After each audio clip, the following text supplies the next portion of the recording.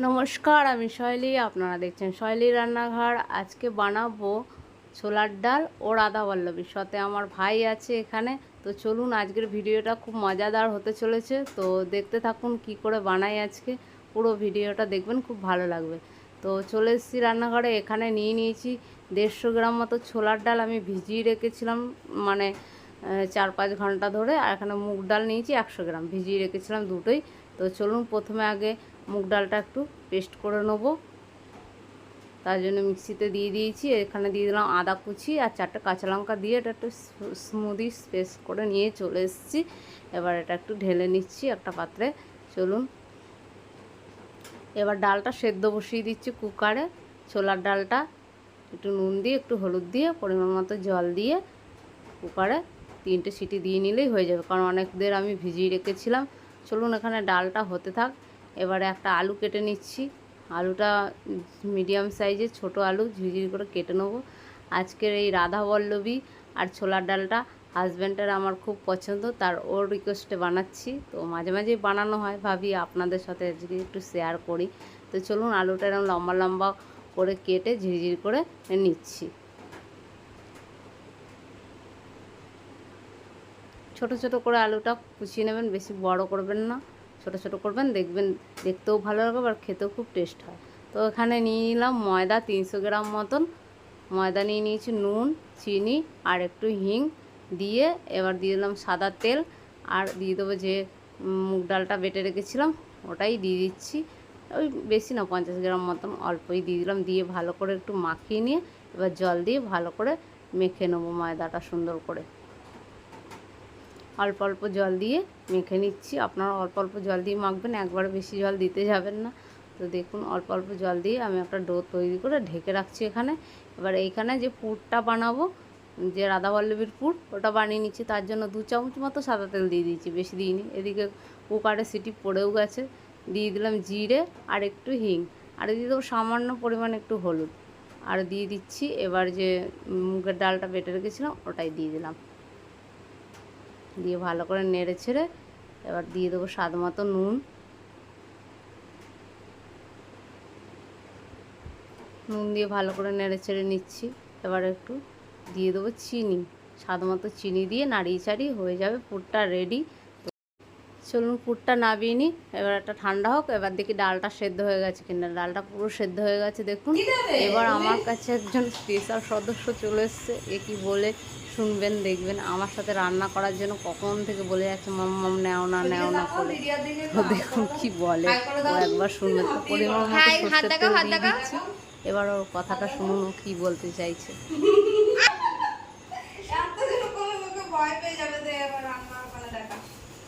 একবার হাই কর বুনু। এত দুষ্টু হয়েছে না, কি বলবো, পুরো পাকা। এটা আমার ভাইয়ের মেয়ে। ও আসলেই আমাকে ছাড়া কারো কাছে থাকতে চায় না। দেখছি আমি রান্না করছি, আসার জন্য পুরো পাগল হয়ে গেছে। বলো আমি রান্না করছি পিপির সাথে, বলো আমি মাম্মামের সাথে রান্না করছি, বলো মাম্মাম মাম্মাম সাথে রান্না করছি। রান্না করবে বলছে আমার সাথে। দেখুন, এবার দিয়ে দিলাম কড়াইতে শুকনো লঙ্কা, জিরে আর তেজপাতা, একটু গরম মশলা ফোড়ন দিয়ে দিলাম। দিয়ে দেবো একটুখানি হিং। এবার দিয়ে দিচ্ছি আলু কুচানো যেটা রেখেছিলাম, ওই আলু কুচানো আলুটা দিয়ে দিলাম। দিয়ে একটু নেড়ে ছেড়ে ভেজে নেবো সুন্দর করে।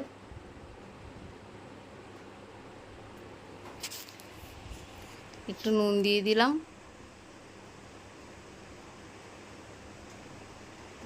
বাচ্চা তো আমাকে রান্না করতেই দেবে না, ওই রান্না করবে।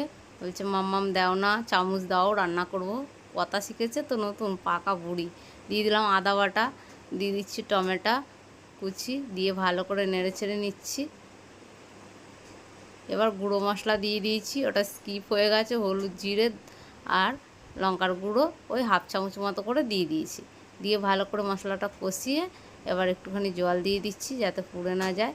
সামান্য একটু জল দিয়ে নেড়ে ছেড়ে এবার দেখুন, এত মানে ঝাঁঝ বেরিয়েছে, ও নিজের গায়ে নিজে থাপড় মারছে, কাশি হয়েছে বলে। দিয়ে এবার ছোলার ডালটা ঢেলে দিলাম। দিয়ে ভালো করে সুন্দর করে নেড়ে ছেড়ে এবার একটু জল দিয়ে দেবো। দেখুন দেখতে কত সুন্দর হয়েছে না। তো একটু রাধাবল্লভী দিয়ে খাবে, তাই জন্য একটুখানি মাখো মাখো না হলে হয় না। দিয়ে দিচ্ছি স্বাদ মতো চিনি, দিয়ে ঢেকে রাখলাম ওটা একটু ফুটুক। তার মধ্যে লেচিগুলো কেটে নিই। এই রাধাবল্লভী মুগের ডাল দিয়ে বানাবেন, অপূর্ব টেস্ট লাগে খেতে। আর ছোলার ডাল তো জানেনই আপনারা কত ভালো লাগে খেতে, যদি ভালো করে বানানো হয় বাড়িতে তো খুব টেস্টি হয়। তো অবশ্যই বাড়িতে বানাবেন, ট্রাই করবেন আর কমেন্ট করে বলবেন আজকের আমার এই রেসিপিটা কেমন হয়েছে।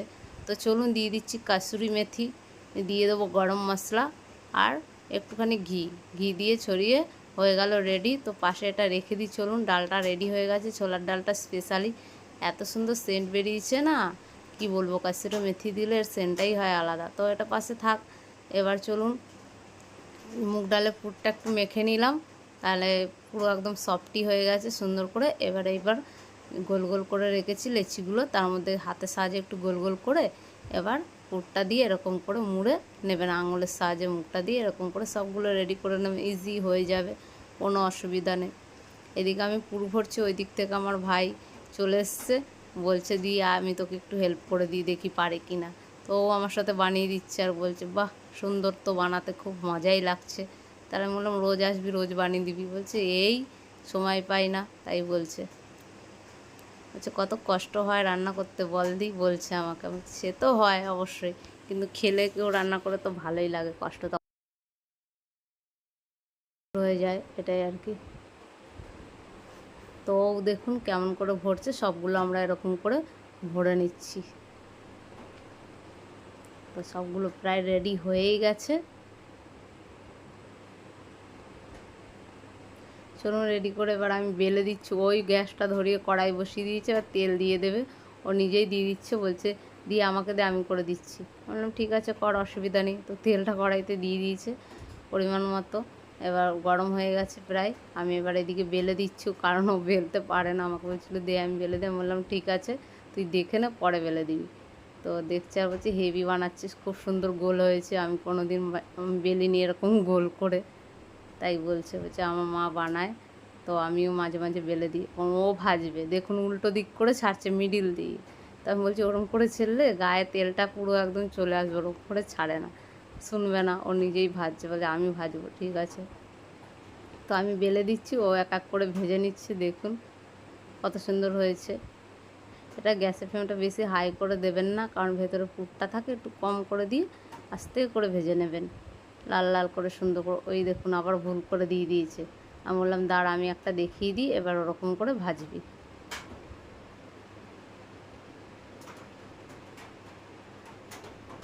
চলুন এইভাবে সবগুলো আমরা ভেজে নিই, দেখি।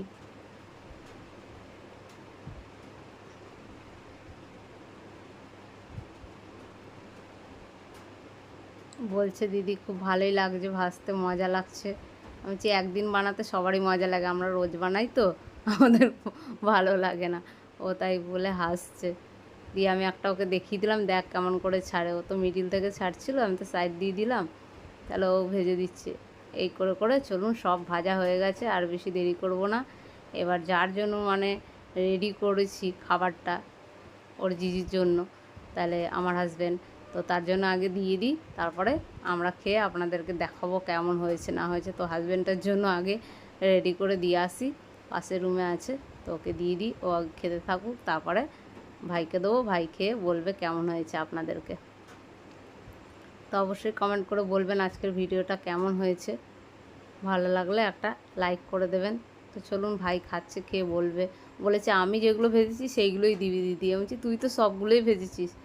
তো ফুলে গেছিলো, এটা বেশি ভাজা হয়ে গেছে, নরম হয়ে গেছে, মানে পুরো নরম সফটি, কিন্তু গরম আছে এখনও, ভালো করে ছিঁড়তেও পারছে না। তো খেয়ে বললো খুবই টেস্টি, তো আমাকেও খাইয়ে দিল, বললো খুবই টেস্টি। তো আজকের মতো টাটা, আসছি অন্য দিন অন্য কোনো ভিডিও নিয়ে।